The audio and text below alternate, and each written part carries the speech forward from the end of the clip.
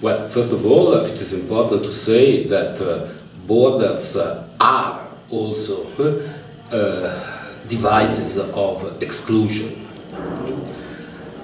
My general point is that even as devices of exclusion, borders are not at all marginal. Even from the point of view of the exclusion they perform, borders are wider laboratories where the very quality of citizenship within the European space at its multiple centers is at stake. Moreover, I think it is important to keep in mind that over the last 20 years, the European border regime has been at the same time a mobility regime, which means that it has produced at the same time exclusion and inclusion. It has performed the role of a device producing selective and hierarchical inclusion. When I insist upon what I call the productive nature of borders, I'm not saying that borders are something beautiful, positive. Even in their productive function, borders are connected with violence.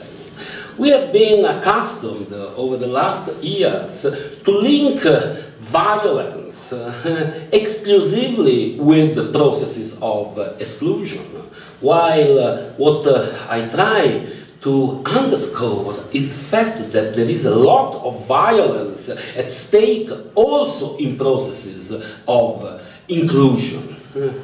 Nowadays, the so-called migration and border crisis in Europe is associated with a dramatic crisis, paralysis of the mobility regime, which has also apparent implications within the European space, within what is called the Schengen space.